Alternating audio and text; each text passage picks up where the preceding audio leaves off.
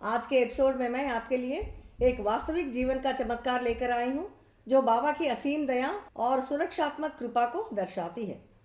यह एक मार्मिक कहानी है कि कैसे बाबा ने एक 12 महीने के बच्चे की उंगली को कटने से बचाया, तभी जब डॉक्टरों ने उम्मीद छोड़ दी थी। ओम साई राम, शिरडी साई बाबा सत्संग में आपका स्वागत है। यह दिल को छू लेने वाला अनुभव हैदराबाद के एक साई भक्त का है। एक शाम उनकी नन्ही सी 12 माह की बच्ची बहुत ज़ोर ज़ोर से रोने लगती है।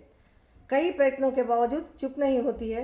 यह महिला अपने पति को बच्ची का हाल बताते हुए उनको जल्द घर लौटने के लिए फ़ोन करती है। उनका पति बताता है कि ज़रूरी ऑफिस के काम की वजह से वह देरी से घर लौटेगा और अपने पत्नी को कहता है कि बच्ची को कम से कम थोड़ी देर के लिए घर से बाहर टहलने के लिए लेकर जाएं। बच्ची को शांत कराने के लिए वह महिला अपनी बच्ची को बाहर ले जाने के लिए निकलती है। वह जल्दी में गलती से बच्ची के हाथ पर दरवाज़ा बंद करती है।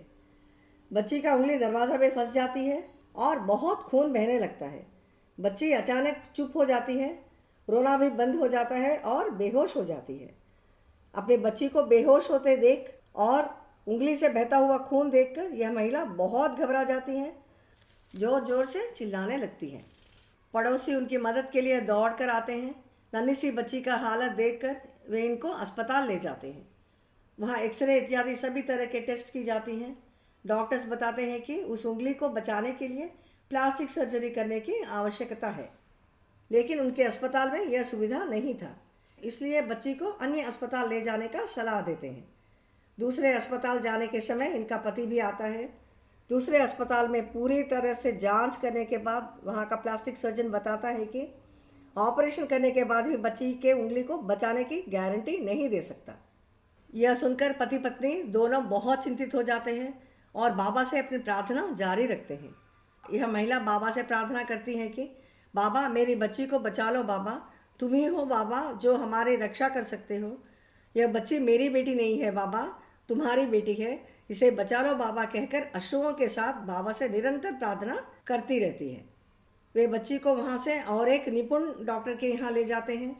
रिपोर्ट्स की जांच के बाद वे कहते हैं कि उंगली का ठीक होना उतना सरल नहीं है, लेकिन एक शर्त पर वह उंगली ठीक हो सकता है।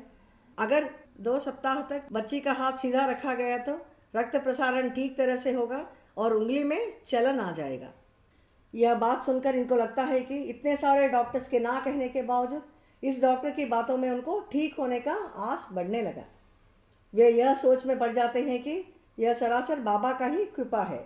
मुश्किल तो होगा इतनी छोटी बच्ची के हाथ को 2 सप्ताह तक सीधा रखना, लेकिन बाबा ने चाहा तो सब कुछ ठीक हो जाएगा। बाबा पे भरोसा बनाए रखते हैं। बाबा की कृपा से उंगली ठीक हो जाती है। रक्त प्रवाह धीरे धीरे बेहतर होने लगता है और कुछ दिनों के बाद बच्ची की उंगली पूरी तरह से ठीक हो जाती है, जिससे उनको बहुत राहत और खुशी मिलती है।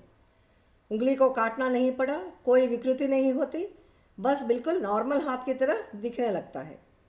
यह महिला कृतज्ञता के आंसू बहाते हुए कहती हैं, बाबा ने न केवल मेरी बेटी को बचाया, बल्कि मुझे जीवन भर के अपराध बोझ से भी बचाया। जो अनर्थ मेरी लापरवाही से होने वाला था, बाबा की कृपा ने मुझे बचा लिया।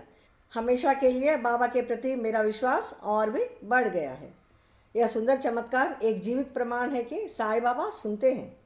चाहे परिस्थिति कितनी भी कठिन क्यों ना हो या कितनी भी निराशाजनक क्यों ना हो, जब हम पूरी आस्था और भक्ति के साथ उनके पवित्र चरणों में समर्पण करते हैं तो बाबा निश्चित रूप से हमारी सहायता के लिए आते हैं और हमारे रक्षा करते हैं। साई साई का सरल हृदय से किया गया जाप भी उनकी दिव्य कृपा को हमारे जीवन में आमंत्रित करने के लिए पर्याप्त है। आइए हम सब बाबा से प्रार्थना करते रहें, हर पल, हर चुनौती और हर खुशी में उनका प्रेमपूर्ण मार्गदर्शन और सुरक्षा प्राप्त करें। बाबा हम सभी को अच्छे स्वास्थ्य, आंतरिक शांति और स्थायी खुशी का आशीर्वाद दें। आइए अगले एपिसोड में बाबा के एक और अद्भुत आशीर्वाद के साथ मिलेंगे। ओम साई राम।